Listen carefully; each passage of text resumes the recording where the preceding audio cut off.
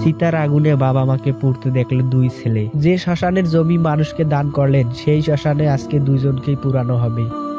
নিজ বাড়িতে বীর মুক্তিযোদ্ধা যোগেশ চন্দ্র রায় এবং সুমনা রানী রায়ের গলা কাটা অবস্থায় লাশ দেখতে পায় গ্রামবাসীরা। তারপর পুলিশকে খবর দেওয়া হয়।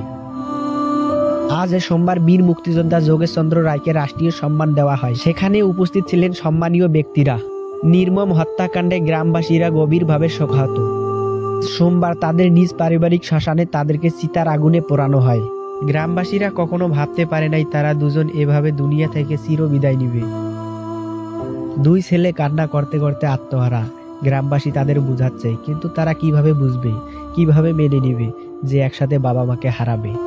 তারা বুকে হাজারো কষ্ট জমা রেখে আজকে বাবা মাকে শ্মশানে পুড়তে দেখলো। যেই মানুষটা তাদের বাড়িতে কাজ করত সেই মানুষটা আজকে নীরবে কান্না করতেছে। গ্রামবাসীরা সবাই বলতেছে এই মানুষটাকে আমরা কিভাবে ভুলবো, যেই মানুষটা আমাদের সুখে দুঃখে এবং সবসময় সাহায্য করে থাকতেন। দুই ছেলে কোনোভাবেই মানতে পারতেছে না যে তাদের বাবা মা আর দুনিয়াতে নেই। বীর মুক্তিযোদ্ধা যোগেশ চন্দ্র রায় গ্রামে এমন একজন লোক ছিলেন যে কিনা গ্রামের প্রদীপ হয়ে জ্বলেছিলেন। সেই প্রদীপ আজকে নিভে গেল। আজকে চিতার আগুনে পোড়ানোর সময় এখানে উপস্থিত ছিলেন উপজেলা নির্বাহী কর্মকর্তা মোনাম্বর হোসেন এবং মুক্তিযোদ্ধা কমান্ডার আলী হোসেন, এবং তারা গভীরভাবে শোকাহত।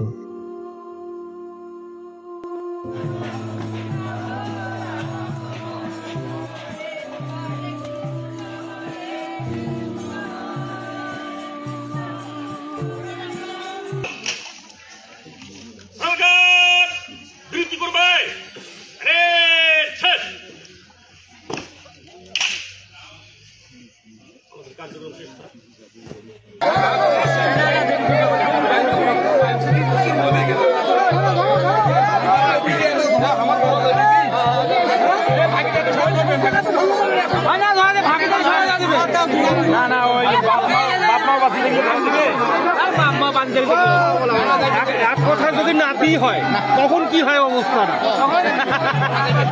ওখানে সবাই করবে কুসংস্কার, ওটা কুসংস্কার। তো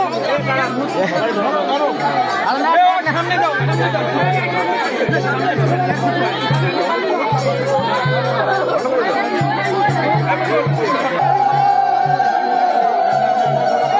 আমাদের